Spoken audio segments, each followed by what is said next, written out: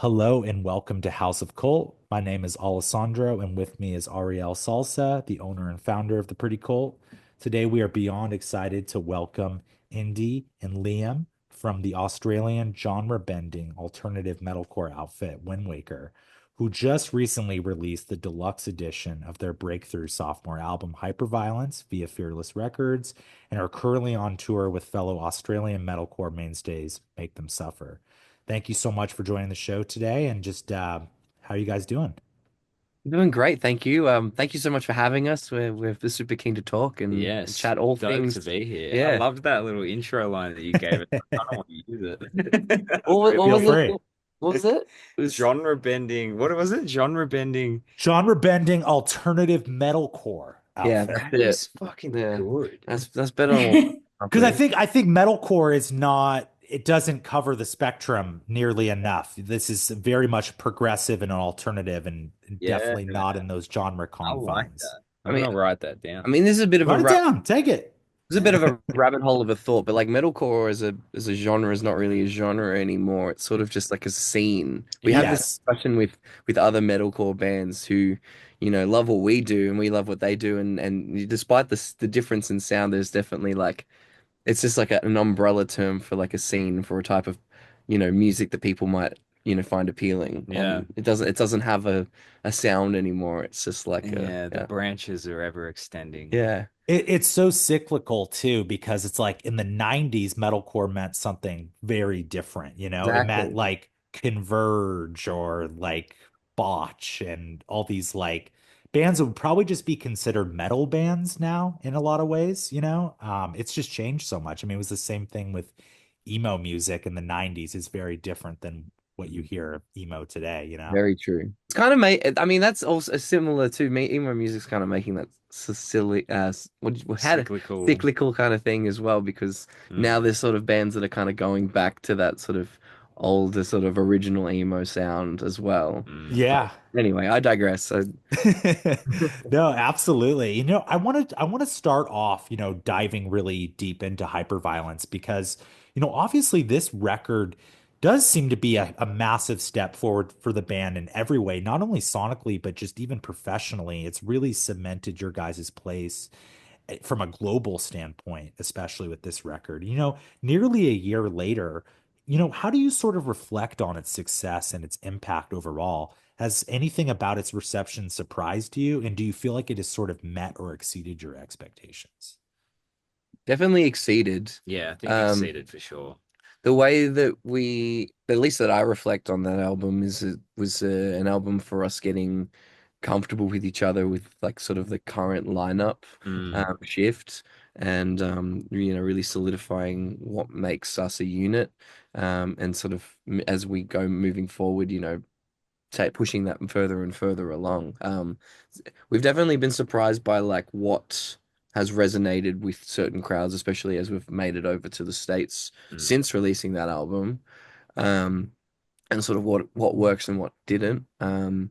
But at the same time, yeah, no, I was super proud of that album, and uh, I mean, our intention was really just to write a collection of great songs. I don't think we set out to do anything more than that. And Mm. just yeah, I don't It's know. interesting how your perception changes of an album. Like, there's like the perception of the album before it's released, the perception of the album when it's released, and then when you tour the album, it changes Yeah, again because then you actually get an idea of what songs translate live. And for us, converting fans happens mostly live because we just try and put on such a really big live show, especially when we're touring the US. So to be able to like bring the album over to the US this time around properly because it wasn't released last time no, we came over.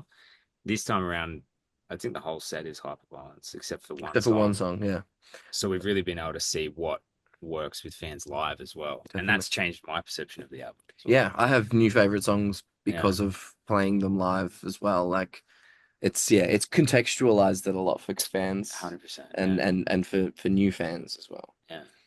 No, absolutely. And, not only that, but it's also your first record as the lead vocalist, correct, Liam? So Correct. it's like it's so interesting too, because like you read sort of about the lore of the band. Like you were in the band as a rhythm guitar player, and then Will leaves the band in 2022, which must have been a very big transition. And you've been very open about, dealing with self-doubt in the beginning, which Yep. is explored on a song like Arcane. What was that process sort of like for you going into hyperviolence, and how did you sort of work through those early challenges? Um, yeah, I mean that the album itself as a product is that journey for me. It's that journey from being where I was at the start, and moving into this position and to where I am today. And I feel a lot more solidified now, and I couldn't do that without, my bandmates and the support that they give me with every show and with every studio date and with everything that we do. Um, yeah, so it at the start it was definitely like a process, and it was coming into my own with what made me a vocalist in a metal context, because I'd never really done much screaming and extreme vocals and stuff before that, and also what kind of I hesitate to use the word persona because I still want to be as authentically me as I can, and that's what I've learned to embrace as Sure. time's gone on. But like what I'm willing to sort of like show outwardly to an audience is sort of been the process as well. It's like, well, who am I in the context of Windwaker? And I think it's just sort of progressively become easier and easier as I've just explored what works and what doesn't. And I think as we were just talking about with that last point, the shows have definitely been helping a lot with that, and in making me find my place in this crazy world of music. Mm. No, for sure. I mean, it was so surprising because, I only got into Wind Waker off Hyperviolence and did not even know that detail to begin with, that this was your first record. And I'm not just saying this, but it's like you would never, I mean, it's like it seemed like you had been fronting this band for 15 years at this point. Like it's so strong and dynamic, and it's just it seems like the perfect fit, and it's so crazy to see that like you're going into this record, having maybe some reservations. It's like for the next one, now you've had, some road testing and everything. It's like you can only imagine what the next record's going to be like. And it's statements like that that then sort of solidify for me going forward, feeling more comfortable in that Mm. role and going, okay, well, I have a much clearer idea of what I want to say, what I want to do in this role, and yeah, I'm really excited for what more we can do with coming releases. Yeah, it's funny because we're kind of in that zone now of like writing again, and I feel like there's more of an ease now because we are settled in. Yeah, definitely. That hyperviolence was very much a like we have to get an album out. So Mhm. there was a lot of pressure. There was a lot of pressure on you, Mm. and Felt like I was falling down a well and trying to like put my claws into the wall and just we trying to find a piece to hold on and to. we just threw him in the well. We were just like, here you go, good Mm. luck. No, I mean So basically the plot of The Ring, it was essentially, of I the movie The Ring. yeah. Yeah. For Liam, it was very much a like you either gotta do it or you don't. You sink or swim. It's Yeah, sink or swim. Yeah. And I couldn't have done it without, you know, of Indy and course, yeah. Chris and Connor and Jesse at the time as But at the well. same time, we couldn't do the work for you. No. So yeah, it was like it was pretty cool to see because we took like when we had to bring when we wanted to bring Liam on, had Mm. to. When we brought Liam on, it was just like, I mean, your first show was at the Forum with us. It was like throwing you straight into the deep Yeah. end, and you kind of Opening for Enter Shikari, yeah. Oh and yeah, casual. never like my background's in like punk and emo music, and I'm like fronting a metal band. I'm like, I don't know how to, command a wall of death or a circle pit or Mm. get people hyped up for a breakdown. I don't know. For So sure. that was like it was an interesting kind of process. But now I'm like, I think with every tour, I've like learned new things, and I love talking to other vocalists when we're on tour about it. And it's not like necessarily taking their things or like their styles, but just like kind of like taking note of what works and going, oh, okay, I can apply that to what I do, and it's been really cool learning process, and it's allowed me to push myself further than I'd ever thought I could possibly do. So yeah. Mm. No, for sure. And then, not only that, but this is also Connor Robbins's first record with the band as well, too, which, Yeah. his role as the keyboardist, programmer, and DJ, clearly has had such a huge impact on Windwaker's sound. How did Connor sort of come to join the band, and what has it been like incorporating his influence into Hyperviolence and beyond? Does it kind of feel like he was also the other missing piece for this? I think he was the missing piece to the sound that we ended up developing. And I mean, we'd known Connor for a while. He was up in Brisbane playing in other bands, and it came about. He he just I honestly can't remember how he ended up joining, but we had been talking for a while, and he had shown us what he could offer to us, especially in a live context. And we started bringing him on in a live context, and then we were like, we could really incorporate this into the music as well. Mm. Like, do you want to join the band? And blah blah blah blah. One thing led to another, and yeah, his crazy electronic It's ability is textures and yeah, he yeah. really texturizes the music, and I think really pushes a lot of the boundaries that we're trying to push with the genre as well. Mm. It also like I think adds that.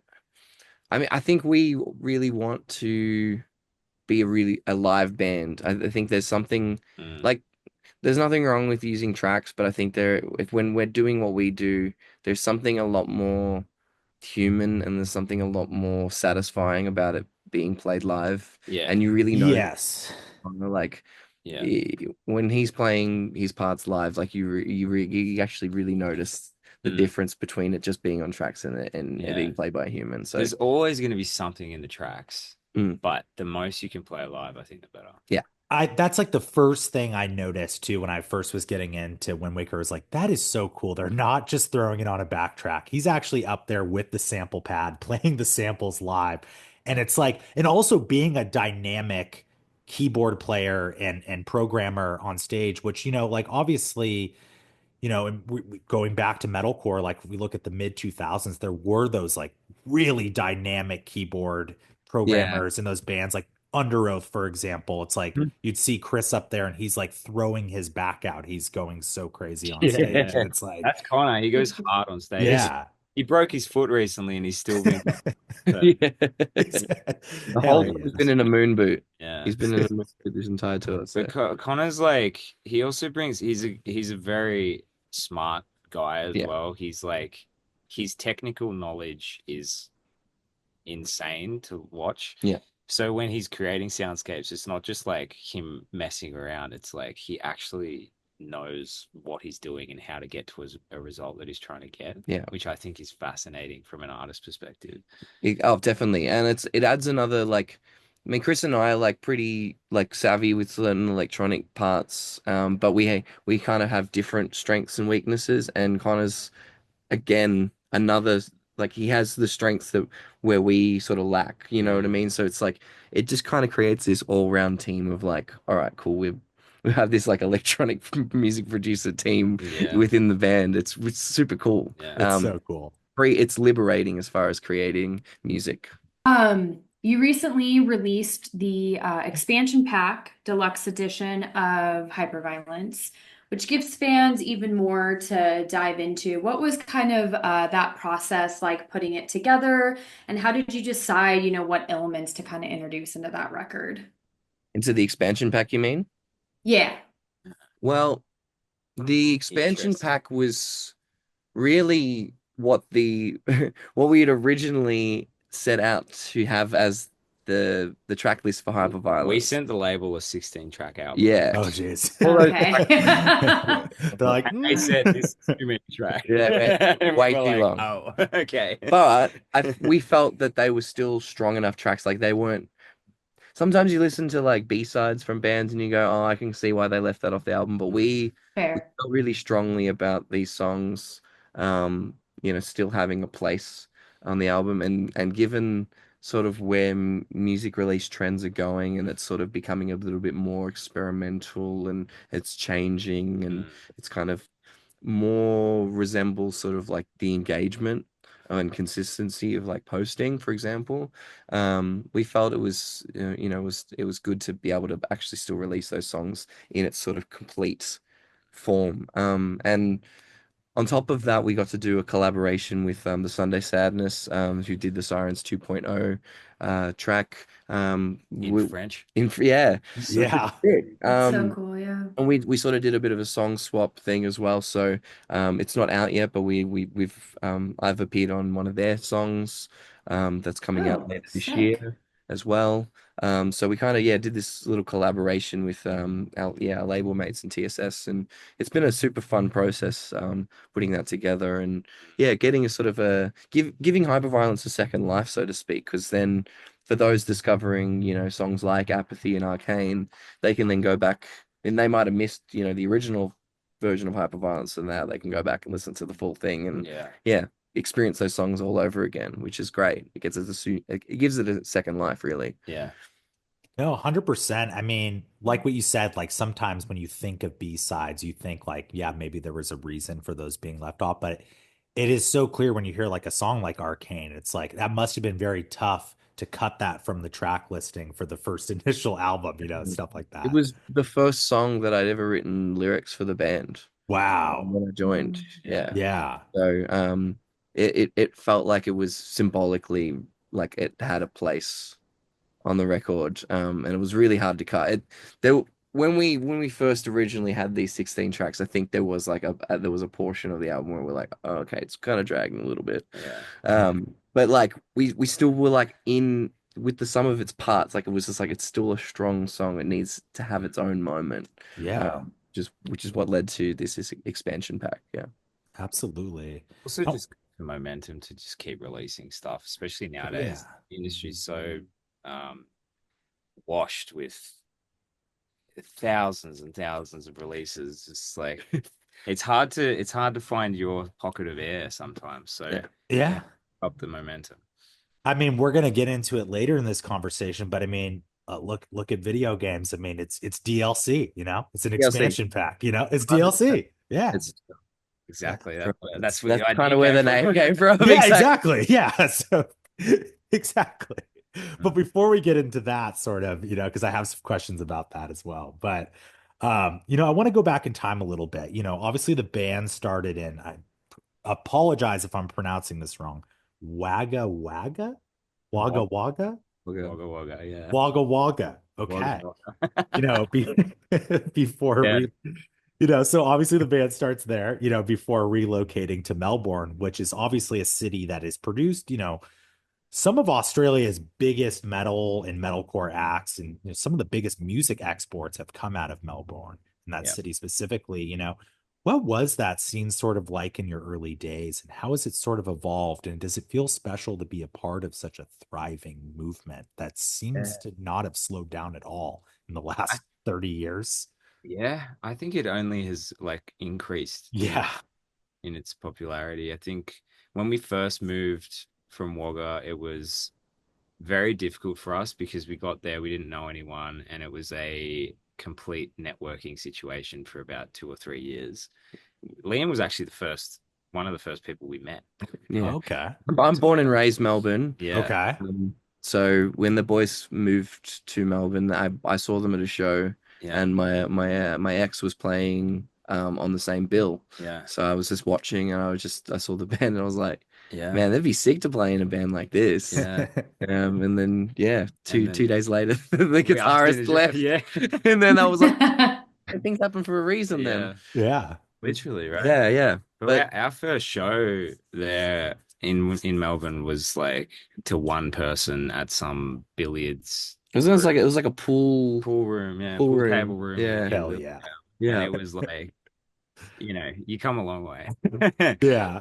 Um, but I think the Melbourne scene, we specifically moved to Melbourne because I mean, in my opinion, Melbourne is the music hub, especially for alternative music for in Australia. And we moved there specifically to be a band and grow. And once we, kind of entered the doorway to be in the scene, it immediately became obvious that people were there to help each other. Bands very much support each other in the Melbourne scene. Yeah.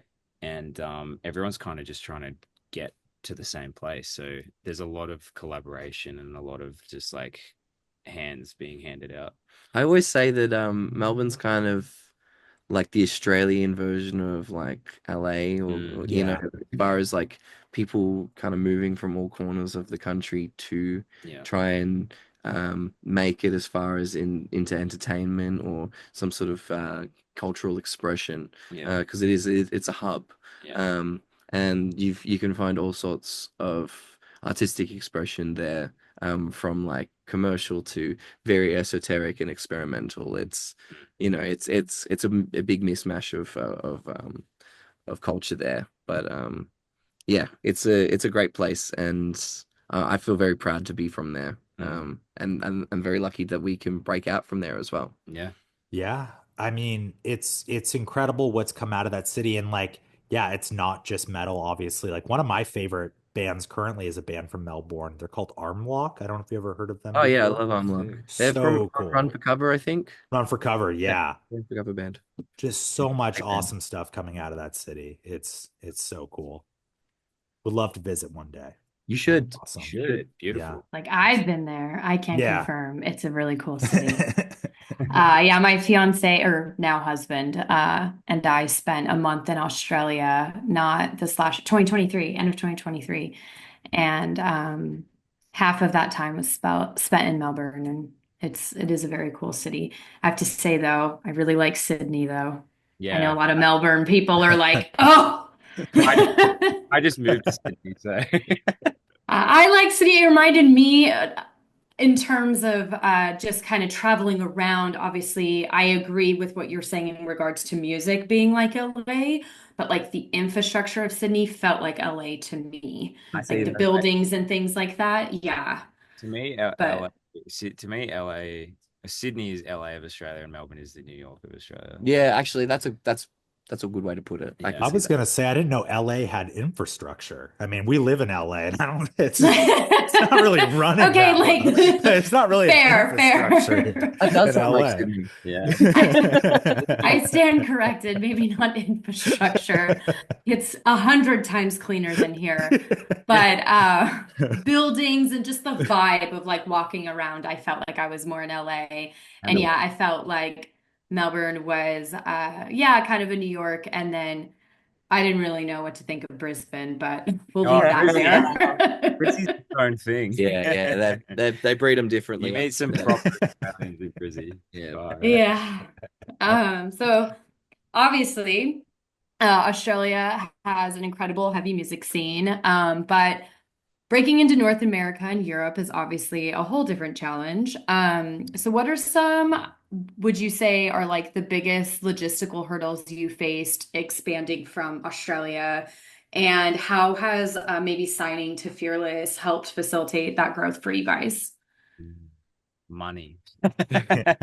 Visas. Touche, So touche. in all sense of your question, I honestly think like the toughest thing is always funds. I mean, like when we our first tour in America, it was like there's a lot of expenses to get over here, Yeah, and visas and visas particularly is very expensive to get into the US.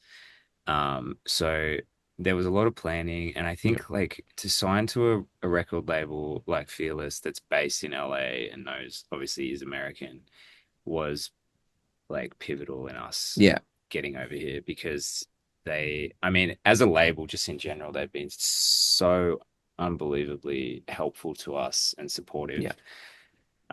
We We couldn't have asked for a better we team, love our honestly. team. And they've just guided us, I think, in a great way. Mm. They've helped us make really good decisions. They've helped us not rush into things. Um, on top of our management team as well. Yeah, I think all of our team has been working really well in conjunction with each other, Yeah. and yeah, it's been. I think some of the challenges as far as like breaking into the US, like the touring is a lot Mm. more grueling. Yeah. It's a lot more Yeah. full on, but it also like it's a lot more rewarding as well. Yeah. So it kind of balances itself out. I think like the first time we were here, we learned a lot, and this time around we've remained it's remained running really smoothly by comparison. Yeah. The first time was it still went very smoothly for our first time, but I think we learned a lot, like I said, and yeah, Fearless has definitely played a huge part in us breaking out here. I think Yeah. whether it's been promoting our music over here in the States, or whether it's just been their actual support as far as like, providing documented evidence for the visas, and like co-signing us in that sense. It's yeah, we're very, very lucky. We're blessed. Yeah. No, for sure. And I kind of want to do a side tangent here, but obviously the band now has come to the US a few times. And we always like to ask this kind of stuff. Like, I don't know if this was your guys' first time, coming to the US in general. But what are some of like the culture shock moments that you had like coming to the US? Was there anything that we do here that you're just like, what the fuck is that? I, Or I, something that I or saw something that. that you love You too got as the same. well. I think the first thought's the same. Yeah, The definitely. Walmart. Walmart. Yeah. Walmart, yeah. Oh, But not Walmart specifically. The Walmart we went to. The Walmart that we went to when we first got here, like last time, Yeah. was there. I think there was a security guard with like an assault rifle or something Just like that. standing It at the was, front. yeah, Sounds And about we were right. like, Yep. oh, guns. yeah. We're like, okay, we really. Um, to be Yeah. to be honest, this is gonna sound like kind of backhanded, but I do mean this in like a good, a positive way. Well, in Australia, you kind of get filtered what America is going to be like, or what Yeah. Americans are going to be like, Yeah. or to develop an idea of what that is. It's very sensationalized. Yes. Yeah. And when we got here, it was just like, oh, it's actually not that at all. It's such a great big population that you get the good, the bad, and the ugly all in Oh one. yeah. It's, you know what I mean? Like Yeah. it is just a spectrum of people, and we get this filtered version of that. Yeah. And that was like a revelation, at least for me, Absolutely. when we were here last. And yeah, we really developed a love for the people here because of just how incredibly friendly and welcoming everybody was, and it was just so the opposite of what I thought it was going to be like. Yeah. So Yeah. even the people like on the East Coast that are like so direct, Yeah. actually really appreciated that. Mm. And I was like, actually, this is not as offensive as I thought it was going to be. You know what I mean? Like, Yeah. so that was probably another thing that I can think of that was like a bit of a shock. I don't know. Yeah. I mean, there's also just the like very simple culture shocks. Like we can't buy alcohol in gas stations. Oh. You guys can buy alcohol anywhere. Yeah. Yeah. Yeah. You get like a 40 and like Yeah. from the gas station, and like that's normal. Like we don't have that in Australia. We have bottle like liquor stores, but like that's it. Yeah. It's state by state here. Like I don't know if you're in like Utah, you have to go to like the specific well, liquor store. and they don't sell alcohol on Sundays. On Sundays Utah. either. Yeah. It's also super interesting how I don't know if this is true, you tell me, but McDonald's in Australia has the absolute monopoly on fast food.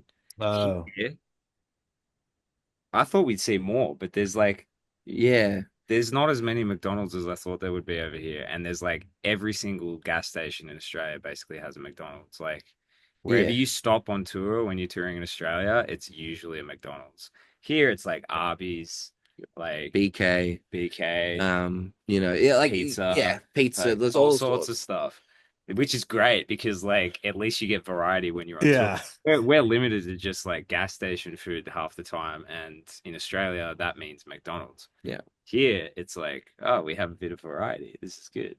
I think America is as a whole has kind of moved on from McDonald's. I mean, I Yeah. don't like yeah, I feel like it isn't what it was when we were kids. Like when we were kids in the 90s, well, I mean, I was born in like 94, so I wasn't a kid that long in the 90s, but it was like you would go to like a birthday party at a McDonald's because it would have the Yeah. play place, like the Jungle Gym and I stuff. remember that. We had the same. Yeah.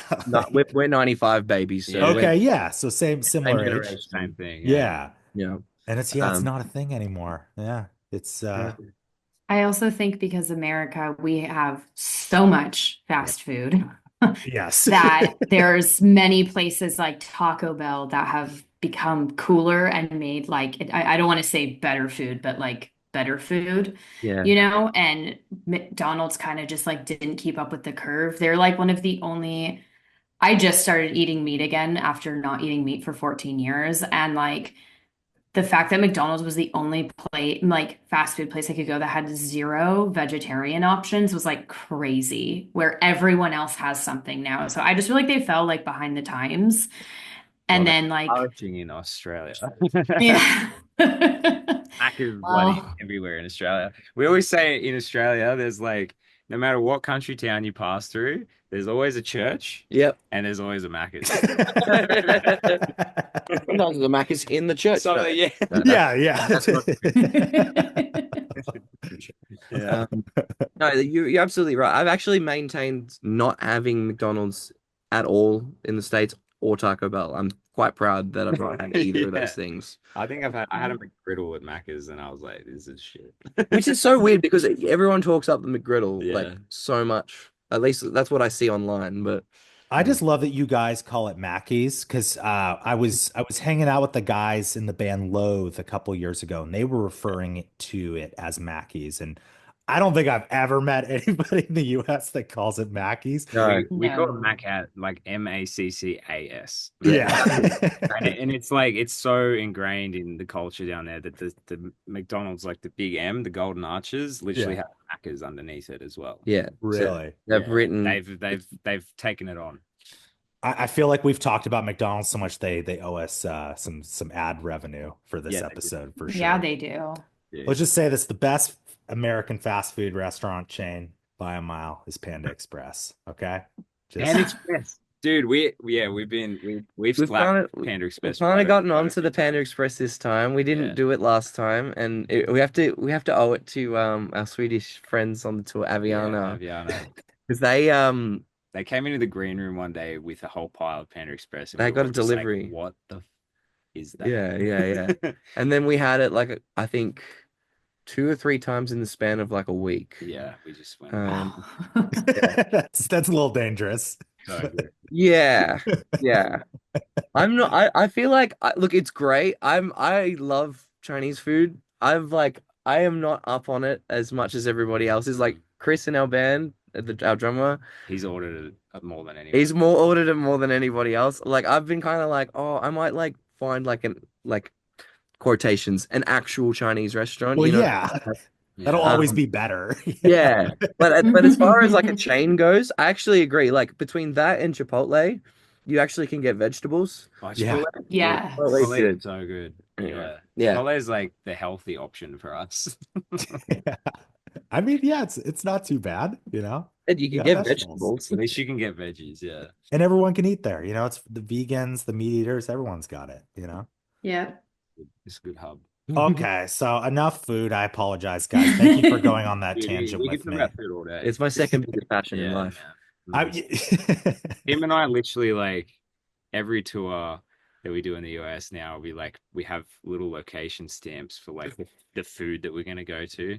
Like when we're in Texas, we always go to Pinkerton's barbecue. Yep. Let's get barbecue. Oh, dude. And then like we were supposed to go to this one spot where they do like a burrito with a whole tomahawk. Oh, or some is in shit. San Antonio. There's this like food truck called Bus and Q, and they do like a thing called a Dinorito, which is like a dino beef It's short rib. so I'm good. sorry, Ariel. Yeah. I know you were Okay, like, Alessandro is also basically vegan. well, actually, so- I have a confession. I recently started eating meat as well, too. This is Oh, breaking there we news. go. Okay, so Yeah. we're all Wait, not friends wait, here. we haven't talked about this, No, we Alessandro? haven't. Oh my Yeah, God. yeah. Okay, well, we clearly need to catch up on Yeah, our we'll meat catch up. eating. We'll catch up.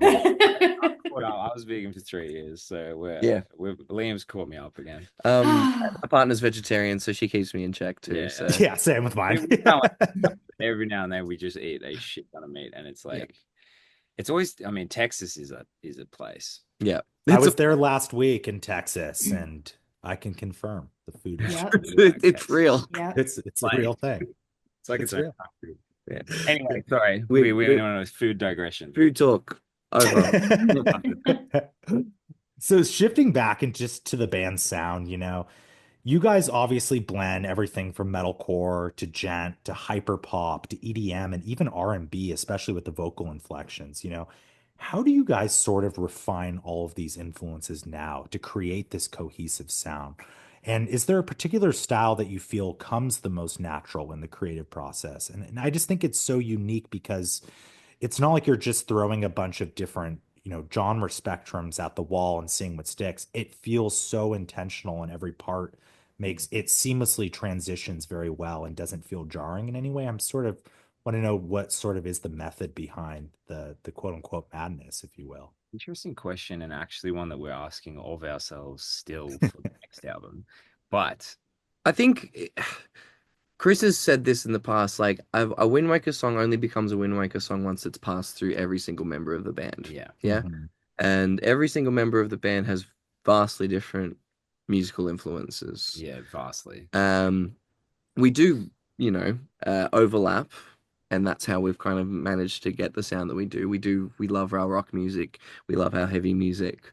Um, but then yeah, there's sort of like Chris is super into K-pop and country music, and I'm super into hip hop music and R&B music, and you're super into like metal music as well, Mm, and like punk music as well, pop punk yeah, music. Connor's super into EDM and pop punk music, and like Justin, our newly appointed guitarist. He's into everything as far as indie rock music to mm, folk music goes. You know what? So we have a lot of different sounds to pull from. And when we get into a room together, it usually starts off with somebody that's sort of brought in an idea, and then we all sort of start getting our hands dirty into it, and we start mixing this gumbo pot of sounds. yeah, And it is deliberate, it certainly is, but I think we all have like a good sense of instinct mm, to know when it sounds right and when it's not. And I think a lot of that is also owed to Chris's like ability to be a producer. yeah, Um, yeah, so we're all songwriters, but at the same time, I think he kind of also focuses it a little bit more. And we're still like with every release, we're trying to focus it more and more. yeah, I think we've definitely found that there's certain elements of like the hip hop side of things that like seem to resonate with audiences really well. And I guess we're kind of getting that blend of like that new metal thing going yeah. on with hip hop and metal. Um, but yeah, We're also very critical and very specific, and we often will sit on like one section of a song for like a very long time. yeah. Some songs come together in a day, Mm. but more often there's a lot of discussion and it's very intentional. Um, Never underestimate the ability to listen to things with fresh ears. Fresh ears. Yeah. Yeah. We might have been like grinding out on a section or a song. And then it's like, all right, it's 10 o'clock at night, let's all go to bed. Yeah. And then we'll pick this up tomorrow morning. And once we've kind of listened to it with some fresh ears, it's like, oh, okay, that's what was missing. Yeah. It's sort of like your eyes are too close to a screen, and you're only seeing pixels, and you're not actually seeing the bigger picture sometimes. But Yeah. yeah. We do write in a like a group format where like we do these things, we call them writing weeks. We book an Airbnb, we go away for like a week and a half, and we'll just try and smash out as much as we can in a week and Mm. a half and see what comes out of it. And that's generally when the songs come out. In between that, the individual members will like kind of demo stuff out and send it. But we do prefer to write together, Yeah. which is definitely why it gets very chaotic. And yeah, there's a lot going on. Well, I mean, it's so cool too, because, with the band having already built such an experimental foundation, especially with the band getting far more popular off this most recent album, does it kind of feel like you have the freedom to sort of try anything at this point? Because, from an outsider perspective, it seems like you can kind of get away with trying anything you want in the future. Does it feel sort of liberating that? You kind of have that foundation there that you can sort of try whatever's really inspiring you. It's definitely liberating. Yeah. But I think we're also still very critical of ourselves, and Yeah. and trying to create a good listening experience as well. We're at least at that stage in our careers where we want to create a great listening experience. Which is why we're kind of, while still being genre blending and bending and whatnot, it's I think it's also still trying to like focus. And I feel Yeah. like that was the transition from love language to hyperviolence was like our main critique from love language was like, oh, it needs to be a bit more focused. So then we focused a little bit more on hyperviolence, but still kind of kept Mm. that genre blending. And I think we're doing that again, but we're trying new things now. I don't think we want to ever be the band that do the same thing twice. Yeah, So yeah, it is quite liberating to be a band that can try anything. And we're very lucky to have fans and listeners that like can appreciate that. Yeah. And celebrate that and embrace that. So Yeah, yeah. it's interesting as you grow though, there starts to the commercial element starts to come in as well, and you have to start thinking about, okay, how can we expand our audience, not just our ability to try Mm. things and of experiment. course. Still needs to be a career path there. And as much as you like to experiment and try things, there's always a conversation of like, is this going to work for our goals as a band, and where do we want to go, and how do we want to see ourselves in a few years? Where do we want to be? So the experimenting is, I don't think we actually think very much about how much we want to try new things. It just kind of happens because we're all very um just out there and it for me it comes a bit down to like functionality in a Mm, song. So like what is the purpose of the song? And yeah. it's still an expression, it's still experimentation, but it's like the experimentation comes from like having all the palette and all the colors to kind of pull from. But the way that I can kind of concentrate or center it is what's the functionality of it? What do I want to achieve with it? Is this going to work for a commercial, or is this going to work for a game, or is this going to work, for what setting is this going to like actually? And that's kind of the word I use for it is functionality. It's a good word. Mm. I for like that. sure. No, that's a great way to look at it for sure. Mm. Yeah, you guys have obviously had some huge moments on your recent US tours from supporting Northlane. Now you are out with Make Them Suffer. What have been some of your standout highlights besides eating fast food? Um, We love touring with Australian bands, because they have like the same sense of humor as us, and it's quite it feels like home, even though we're not home. So yeah, getting to tour with Make Them Suffer this time has been like an incredibly social thing, and like we've made some amazing friends with like Monster Flames and Aviana as well, which I think will sustain our lifetimes. I think we've really gotten along well with the bands on this tour, as we did with Invent and Thornhill and North Lane last time as well. North Lane, are very close with us as well. But yeah, as far as the highlights go, um, Gen actually one of my highlights. This is probably a little bit too wholesome for a metal band, but I really love getting to see like the parents bring their kids to their first shows, and they're hmm. coming specifically just to see Wind Waker. I think that's like really Oh, I warming. love that. That's I love that. I do love yeah. that is so wholesome, and I love that. I love Yeah. just seeing like earmuffs in the crowd and Yeah, and they yell at you. Yeah. Yeah. It's I've like my parents definitely didn't do that, so that's cool. yeah. And we also got like made these bracelets and stuff like that, which is Yeah. really sick. Oh. I have a massive collection at Same. home, and I'm still collecting them as we embark on this current tour. But yeah, no, it's It does sound cliche, but meeting people that love our music on the other side of the world is really it makes the whole thing worth it, I think, definitely. because you don't realize how far your work stretches until you meet someone that's listened to the whole album front to back 50 times and is there talking to you about it like they know more about it than you do, and you're Yeah, like, I hadn't even thought of the work that way. yeah, It's yeah, so yeah. fascinating. It's Mhm. And to see someone affected that much about something that you've put out into the world is quite Mm. beautiful. Um, Y- yeah, on the opposite end of the wholesomeness, you went to a gun range and you went really to a gun enjoyed range that. and shot some.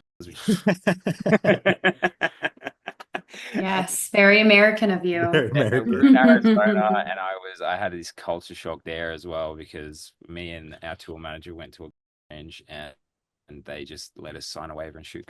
We didn't even see if we'd shot guns before. They didn't train us. They didn't watch us. They just gave us guns and let us go in there and shoot. And I was like, okay, this is fair enough.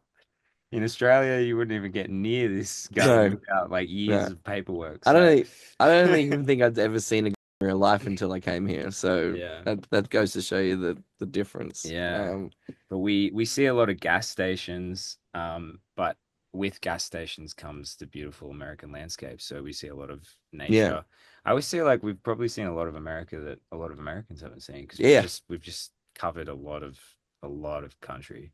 We're currently in the sort of more Pacific Northwest Yeah. region, Oh, or at least okay. North California. North That's where Cal. I'm from. I'm from Yeah, Seattle. Yeah. yeah, Oh, right. dude, So we're heading we're heading to there Portland. toward we're heading to Portland now, but yeah, I've, like even in my eye shot right now, I'm seeing pine trees like as far as the eye can see and Yeah. snow-capped mountains and yeah, I think that's probably one of my favorite parts as well is Yeah. like being it's looking out a window and then seeing the landscape change and Yeah. it's so dramatic. You know, Mhm. like last week we were in New Mexico and we were in Arizona Yeah. and it was desert and now we're here and it's like I said pine trees and snow-capped mountains. Snow-capped The mountains. start of this tour we were in Minnesota and it was minus 20 Fahrenheit or Yeah. 20 Fahrenheit and there was snow everywhere and Yeah. it's just like it's very dramatic how much it changes and I think we chase, I don't know about you, but I mm, chase experiences. Like, mm, while we're young, we're lucky enough to do this kind of stuff. The bonus of it is we get to see the world in a lot of ways that we have to be very grateful for. And I think like it's the experience of it that you think about, when yeah, you're older, you're going to be talking about, and it's all about creating memories and stories that one day you won't be able to do anymore. yeah, I think like on a deep level. I concur. Yeah.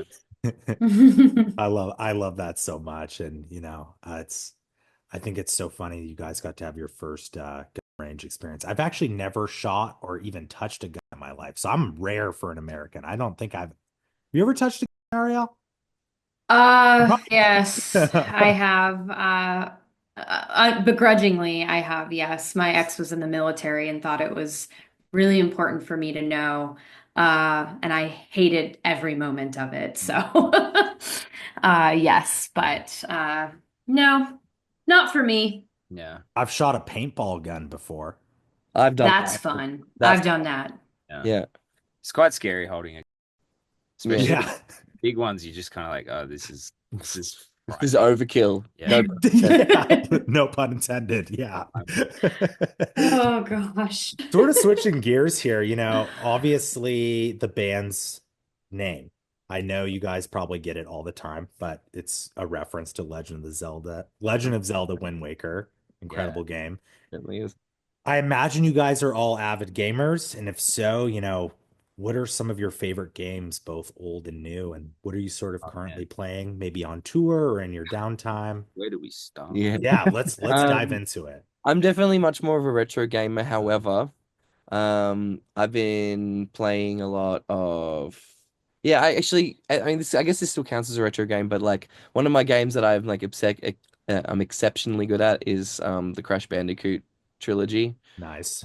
I just love 100. Like I go back and just re 100% everything, and it's a challenge. I for some reason I'm masochistic. Is that the one where you hate yourself? Yeah. Yeah. Yes. Yeah, Yeah. I just like really challenging like platform games like that. So some of my old favorites are like, like Super Mario 64 and Banjo-Kazooie and like Conker's Mm, Bad Fur Day, GoldenEye on the N64. mm. Um, but yeah, I think you guys kind of pulled me back into gaming in 2020 when we were all kind of going through COVID and lockdowns and we were all Mm. playing Fortnite every night. Yeah, That was we pretty had a fun. Fortnite phase. That was pretty good. Yeah. What else? I started on Pokemon when I was a kid. I Hmm. just slammed Pokemon. I had like the little Game Boy DS because my mom wouldn't let me get a PlayStation.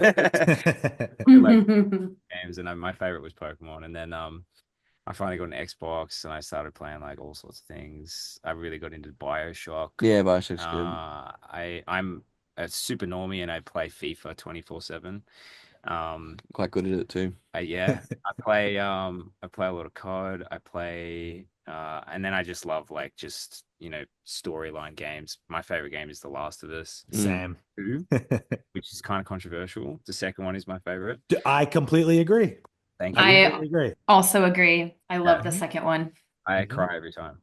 But yeah, I also like get super into like I got into Ghost of Tsushima.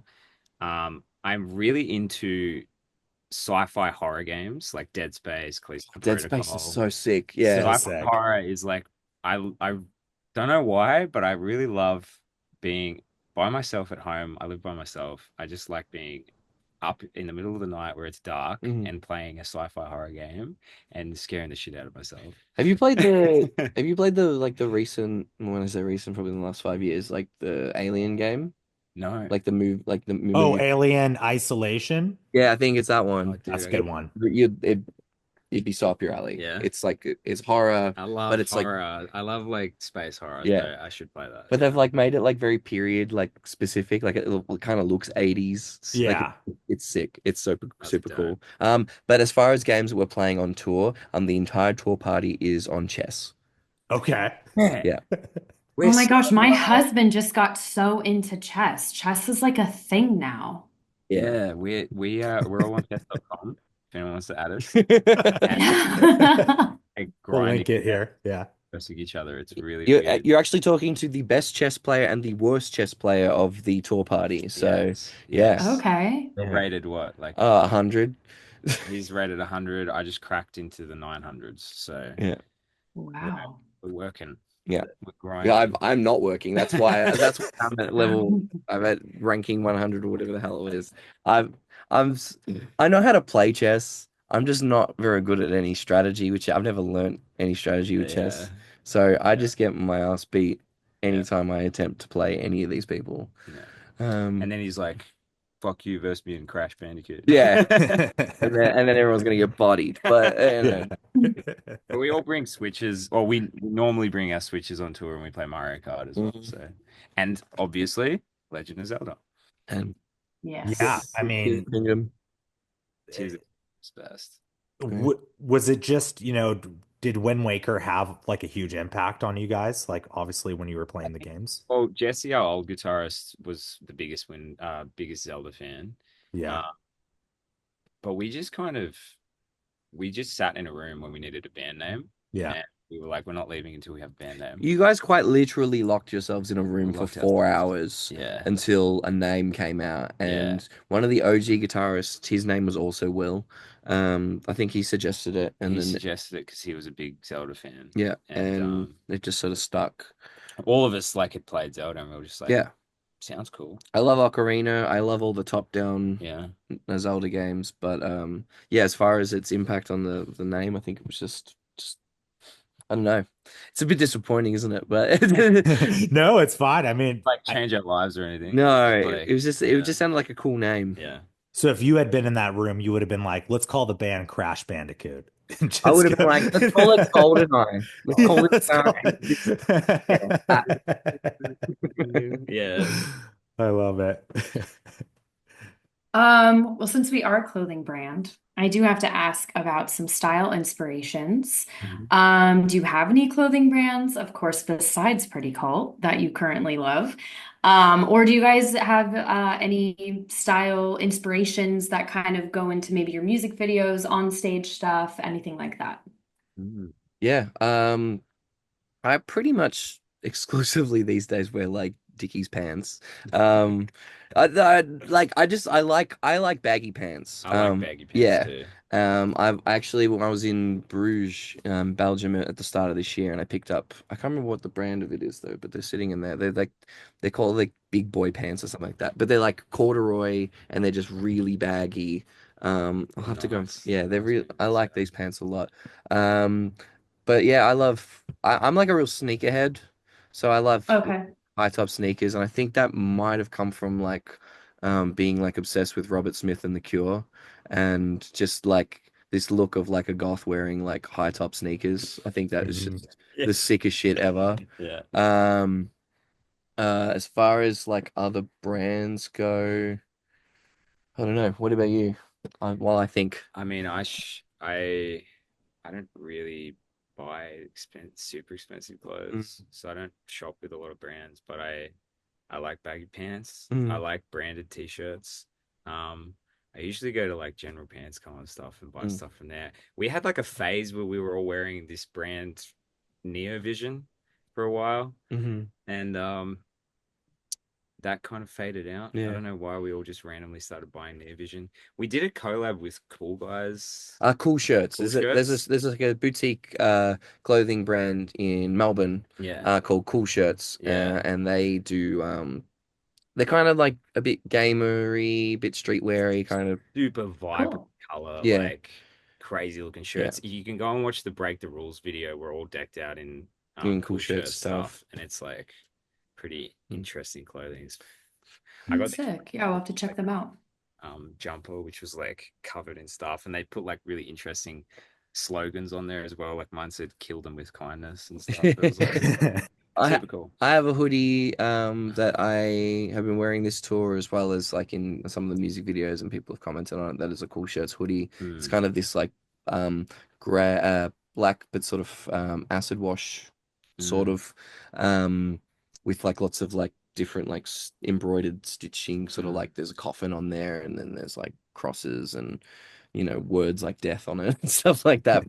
Love it. But yeah, I'm also like obsessed with hats. yes. I get like really I they all laugh at me because whenever I go in a hat store, I spend like 40 minutes in there trying on a hat, and it has to fit a specific way for me to buy it.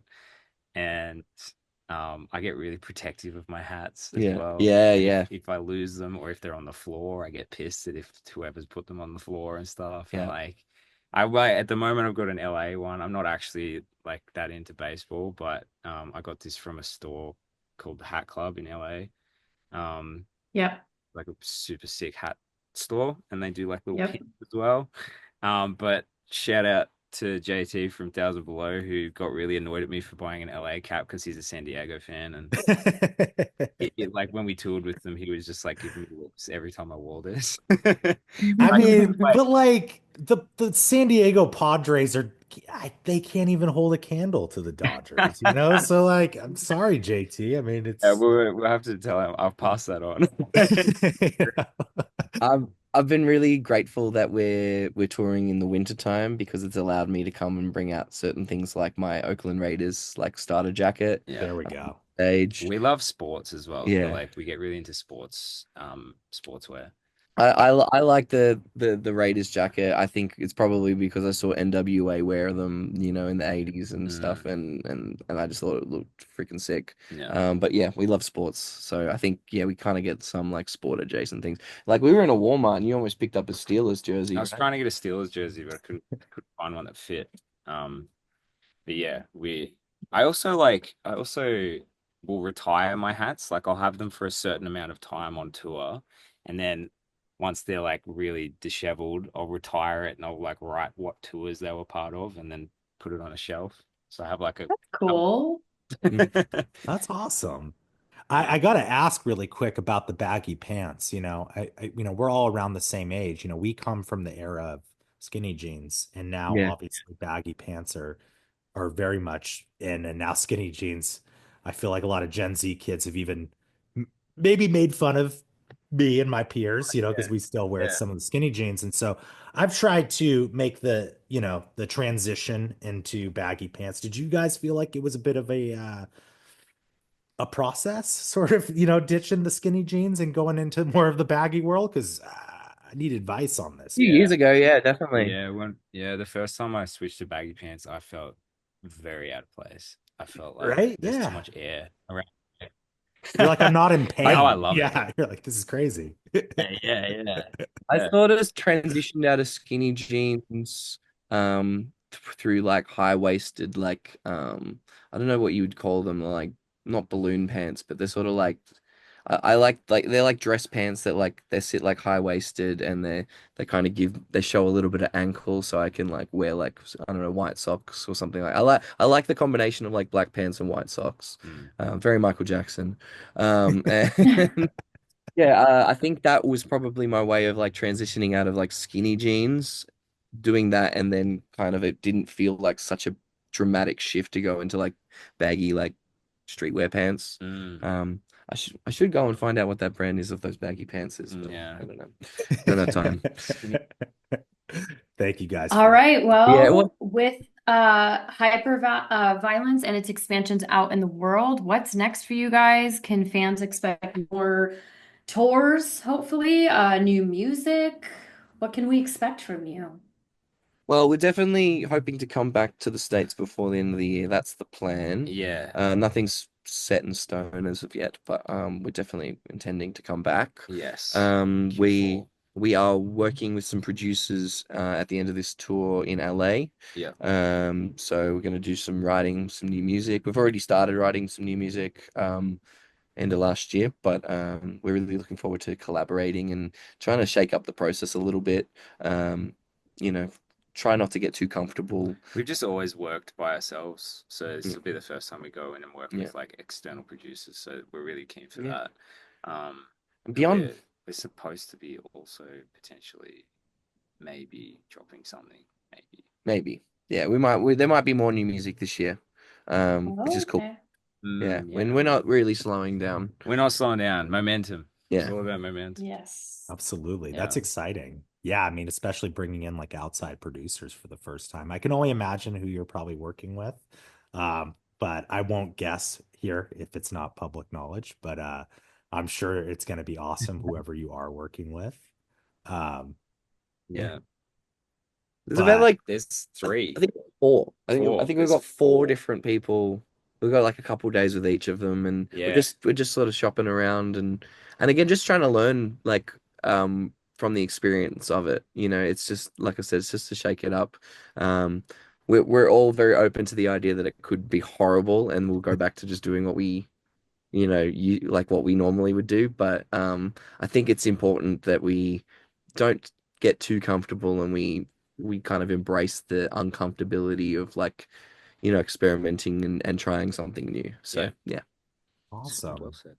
Yeah. That's super exciting. Well, guys, congrats on everything with Hyperviolence, the expansion pack, everything. I mean, it feels like such a huge moment for the band, and it's just getting started. And so excited to see what's coming next from Windwaker. And just thank you so much, guys, for taking the time to chat with us.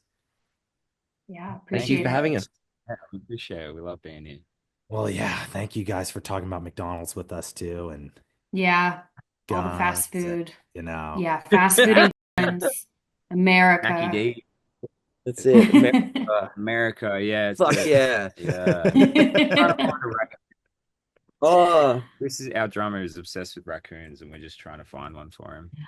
Oh, so I did learn that when I went to Australia, because I do the Oddities Expo over there, and there's like a lot of taxidermy, and you guys have like the cutest, like they're not called possums, they're like opossums or something like that, and they're so cute. But every Australian is like obsessed with our raccoons, and they are like, please bring them over, and we're like, Yeah. your country is very hard to get animals into, even if Yeah. they're yeah. taxidermy. There's a lot of bio laws in Australia. But If yes, you they bring in are. the wrong kind of seed, you won't be allowed in. So Yeah, Yeah. Australia.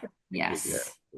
I've yeah. got Yeah, raccoons we're really on my street right here. I You guys are know. We welcome to have come a. see them. They're dude. right outside every night. They're all Please over. send us a photo of them. You can bring one out to the Yes. Seattle show Yeah. for Chris. Okay. No, let's bring out some raccoons to Capture your one guys' photo. show. I don't think that'll end bad at all if Please. we bring some raccoons to the show. No. Yeah, Hey, they can find that's a home fine. in the trash can. That's fine. Yeah. Yeah, probably. Yeah. Hell yeah. Well, thank you guys so much again. We'll let you guys get back to it and just yeah, have a great rest of your week and just thank you so much again. Likewise. Pleasure. Have a Have a great good rest of Thank you your one. guys. week and day, and great to chat.